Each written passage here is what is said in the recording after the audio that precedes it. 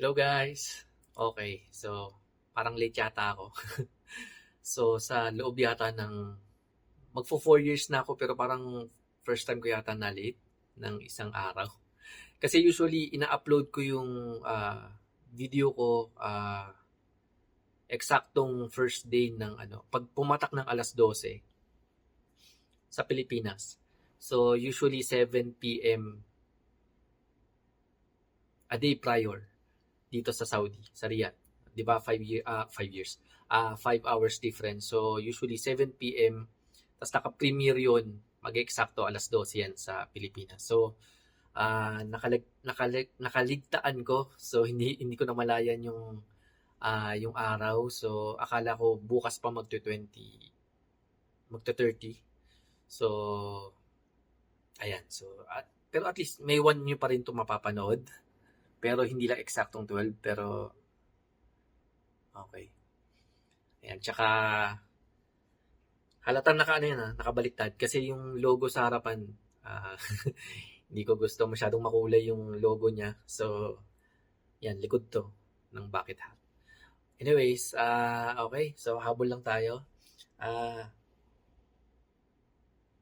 Okay, ano gagawin ko? Okay, so quick recap ko lang yung mga in-unbox ko nung sa birthday month ko, yung 4 yon. So, ito wala na masyadong explanation. Repurchase to, kaya wala siyang review na solo. Or, yung unboxing niya nasa May first day, pero hindi ko na siya tinumnail kasi nga meron na ako nito. Kaso yung blue yun.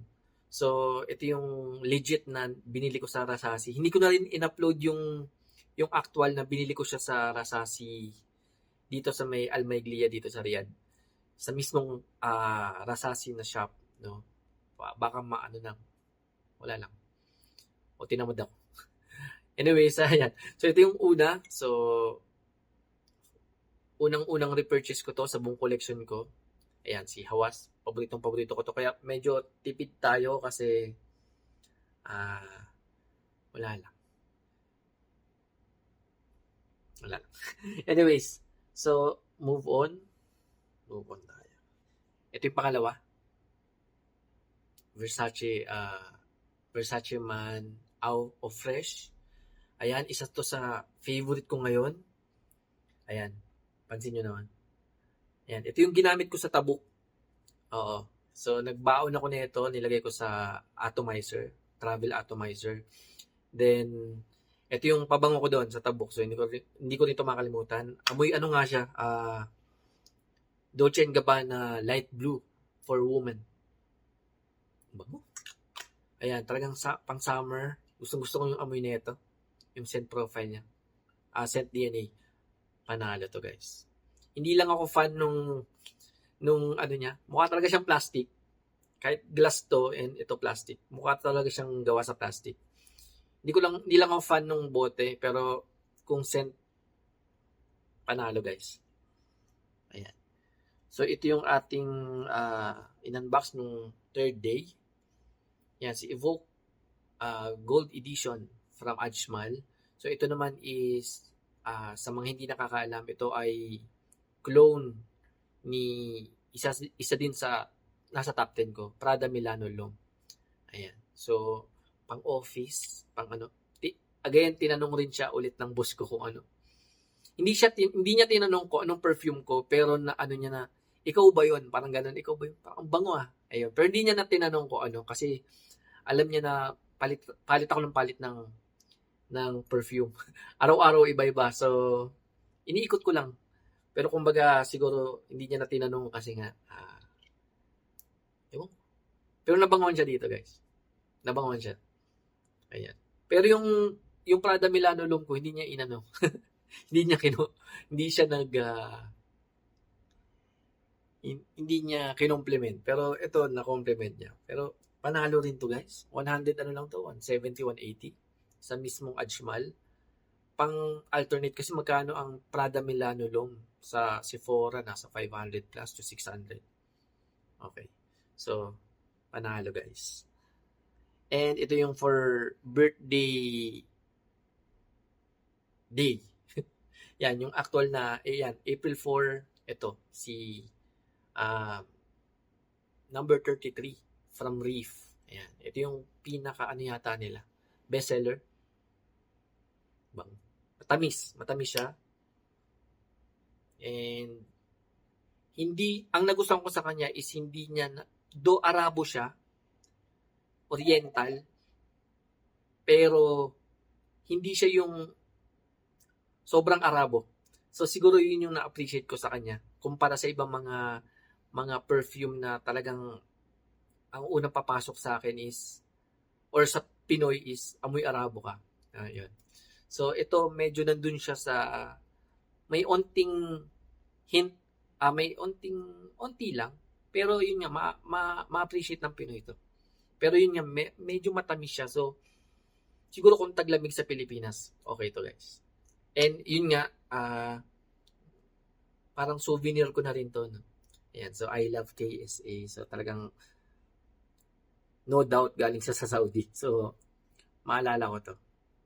Ayan. Tsaka hindi ko talaga siya binili.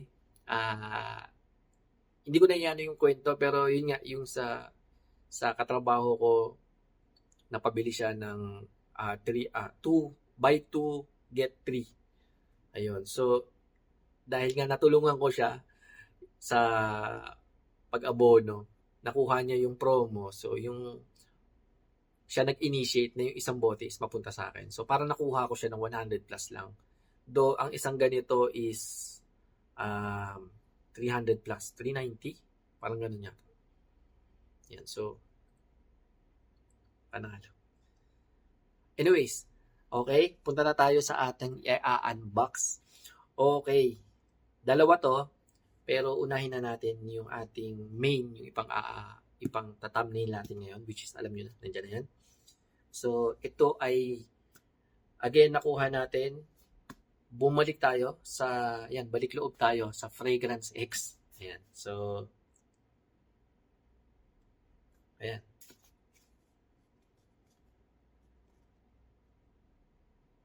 Ayan. Fragrance X. Ayan, so makita nyo dyan. Ayan. So, FRG, shipping. So, sa Hauppauge siya sa New York. Makita ba? Ayan. Ayan. Ayan. New York. Ayan. Pag ganito, fragrance. Yung galing yan sa Fragrance X. Ayan. So, okay.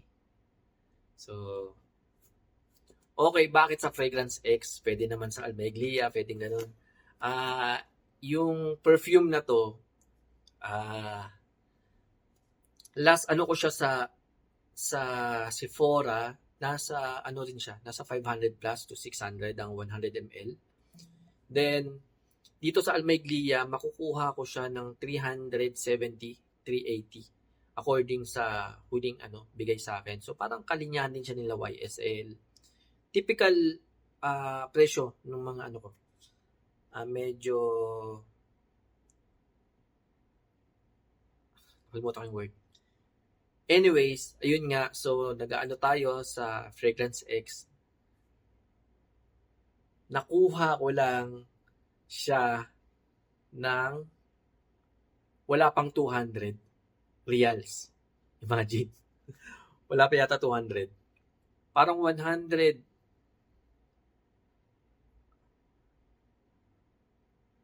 Parang 170 plus sa reals sa Fragrance X. Then kailangan ko magdagdag ng para siya. Hindi. Since promo siya na siya, kahit diniscount siya, pumasok siya sa free shipping. So hindi ko na kailangan bumili ng mga maliliit na sample para lang niya yung 200. Para nasa 2. Magkano ba to? Kalimutan ko guys. Hindi ko man lang tinignan. Pero basta 100 plus ko lang siya nabili. Wala pa 200. Kasi 200 Saudi Riyals minimum bago maging free shipping. So, yun. So, kahit naka-promo siya, pumasok siya sa free shipping dito sa Saudi. So, ayan. Ito pala. Ayan o. 311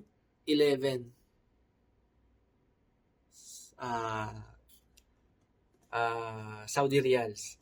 Okay.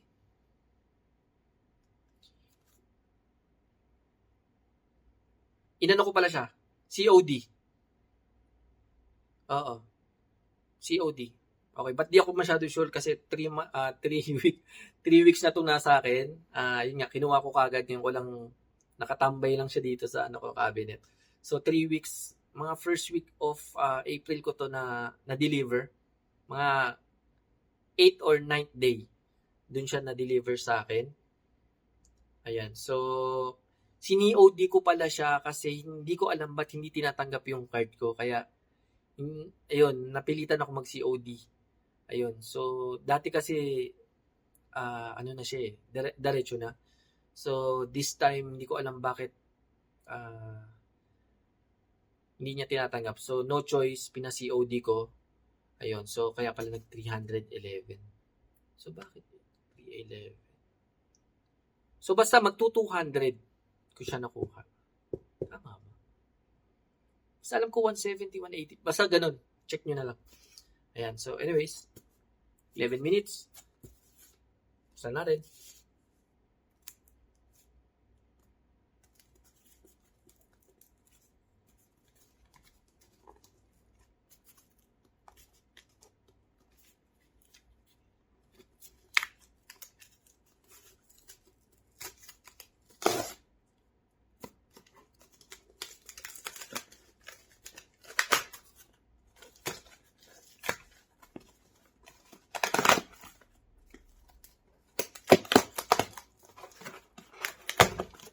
Okay. Ayun. Kita niya ba? Okay, meron pa ulit silang pa ganito. Okay. Mga info. Okay, kita ko na. Charan. Oh yes. H24 EDT from Hermes. Ayan. So, isa din to sa mga love at first sniff ko. unang test ko sa kanya sa Sephora, nagustuhan ko na agad siya. Hindi na siya nagpakilala pa, yung hindi ko ma-recall. Unang amoy ko, ito yung mga naalala ko na unang amoy ko, nagustuhan ko na agad. Then, every time pupunta ako ng airport, inaamoy ko lagi, hindi nagbabago, consistent, gusto ko siya. So, though mas mabenta si EDP, yun yung oak moss, no? Yung parang amoy gubat, amoy green, amoy lumot. Ito yung mas na-appreciate ko, si EDT. Ayan. So, para rin siyang si sino to? Si Lomedial. Mas maraming gusto yung EDP pero mas pinili ko si EDT. Ayan. So, ito mas gusto ko yung take niya. Ano siya, according sa naalala ko, ano siya, classic, fresh, na woody. Medyo floral. Oo, na metallic.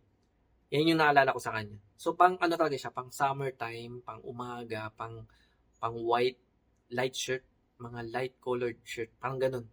So, pang everyday. Ayan, yung EDP, gusto ko rin yung amoy niya. Even yung third, parang herbal. Pero more on, ano siya naman, pang gabi, gusto ko din yun. Pero sabi ko, dapat makuha ko muna to yung unang-una. Ayan. And, ito din yung naano ni Ka Jeremy, no? Medyo naano ko dito. Nabudol. Ayan. Kaya na-curious ako sa kanya kasi bangong-bango rin siya dito nung unang labas to. So, yun, finally. Hermes H24. So, parang mga 2 to 3 years ko rin yata to nilonging, no? Parang nasa second year, gusto ko na magkaganito nun. Kaso, ang dami kasing mga gusto ko pang mabili bago siya. So, nung nagkaroon ng chance na ang baba ng presyo niya, ayun pala, mas mababa siya sa Almeglia. Yun yung reason ko bakit ko siya binili dito sa Fragrance X. So, grinab ko na yung opportunity. And alam ko, legit ang Fragrance X. So, alam nyo na, sa online medyo na, ano na tayo, no? Medyo na trauma tayo. Pero, Fragrance X lang yung parang, sabi ko, lulusot sa akin. From Fragrance X lang. So, okay. Saan natin? Ano ba? O, yan. Bottle present, ang kanyang packaging na naka-plastic pa. Okay. So, pakita ko siya ng walang cellophane.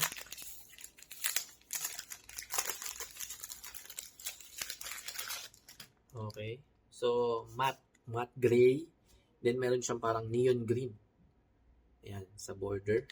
As H24 Audi Toilette from Hermes. 100 ml. Ayan yung harap. Yun. Then, gilid. Yung taas. Hermes Paris. Then, ito sa baba. Ayan. So, nakaano yung kanyang code. 11225. Ayan. Then, barcode. Made in France. Then, yung kanyang likod is... okay. Ano pala siya? Refillable. Ayan. Yung parang sa Sauvage. Ayan. So, pwede siyang i-refill. Okay. So, yan. Ito yung kanyang packaging presentation. So, dito tayo sa ngayon sa bote, sa bottle presentation. So, ito yung kanyang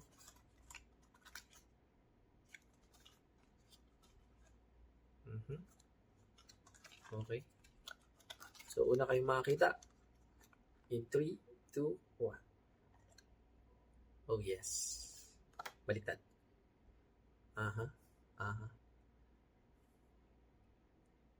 Finally.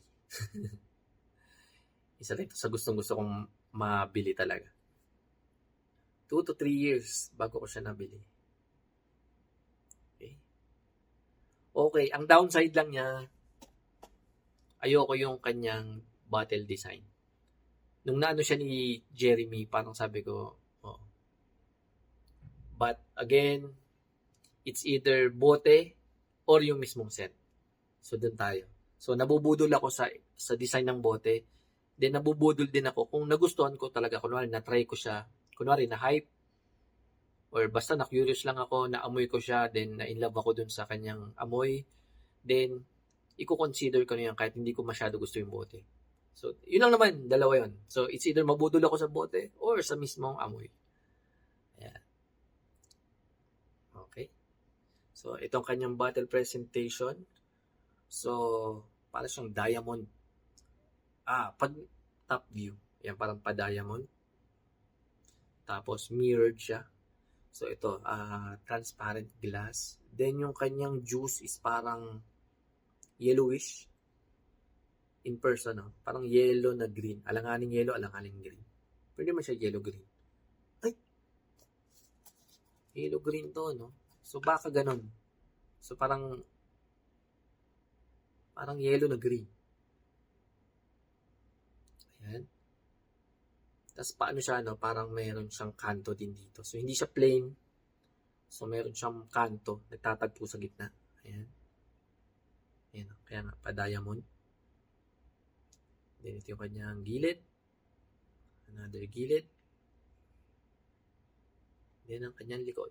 So, napaka-simple lang ng kanyang bottle presentation. May H24. Then, 11225, no?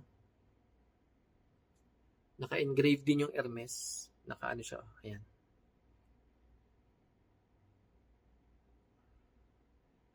Made in France, Hermes, 100 ml. May mga nakasulat dito sa mga gilid. Ayan. Ewan ko na justify sa... Ayan, dito may mga nakasulat. Made in France, 100 ml yan. Naano ko yung kanyang code kung nasan. Ayun. 11225. Dito siya. Makikita.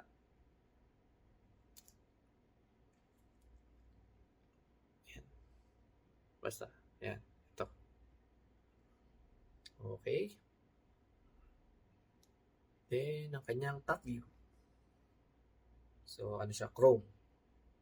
So, nagre-reflect. Then, yung kanyang cap, Hermes Paris. So, yan na ang kanyang bottle presentation. So, bago natin amuyin, unahin ko na ulit to kasi nakakalimutan ko to lagi. Ang aking So again, sa mga hindi nakakaalam, sa mga ngayon lang to nakita, ito po ay for thumbnail purpose only.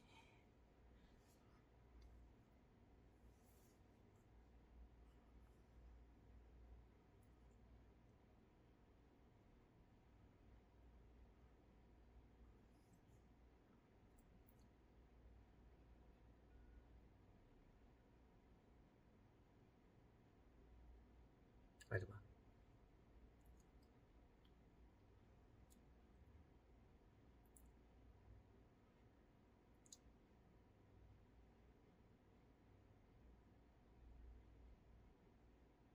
Okay. Gawin natin. Ayan, may nakasulat din sa loob. So, gray siya, then may nakasulat sa loob. Hermes Paris. Okay. Then, ang kanyang atomizer ay white. Okay. So, wala nakasulat dito. Yung iba kasi merong naka-engrave. Okay. Ito na. So, familiar din ako sa amoy nito. Memorize ko na rin. So, again, classy, fresh, pang summer. So, try natin. 1, 2, 3, 4. Then, magano rin ako sa dito na lang.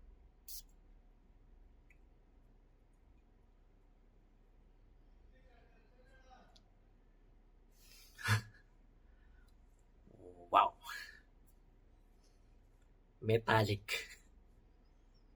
So, parang nag-aano yung, yung design niya kasi, ewan ko, nakakabit ko lang. Ayan, kasi siya, chrome. So, parang nag-aano yung pagka-metallic niya.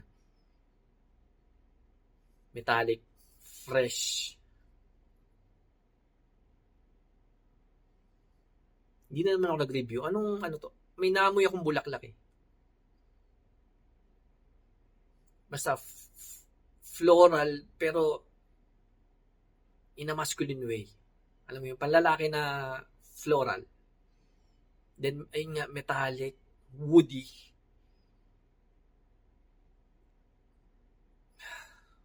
Fresh, pang summer, pang umaga, pang white shirt, pang white t-shirt, pang mga light colored shirt.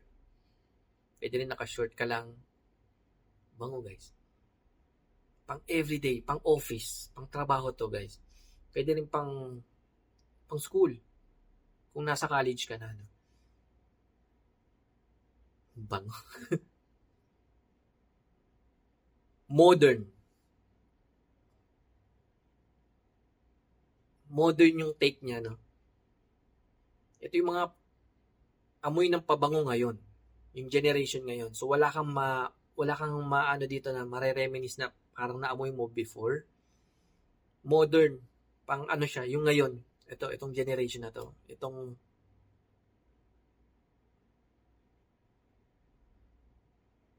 bango, guys. Ang bango. Parang may okmos din siya. Pero napaka-liit. Hindi ko sure kung nasa kasi ang talagang dominant sa EDP yung okmos niya. Dito parang merong onting-onti lang. Parang okmos na herbal, so which is yung parang EDP din yung pangatlo. Pero dito yung parang light, no? Mas nangingibabaw talaga dito yung may naano kong bulaklak eh, pero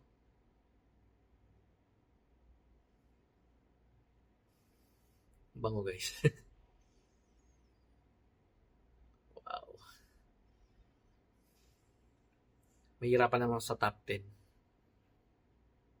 Hindi rin ulit siya parang hindi ka rin maano sa kanya na mapunta sa top 10, pero wow. Definitely magagamit ko to every day. Pang every day. Anyways. Okay, 25 minutes. I-unbox ko na rin ba itong isa?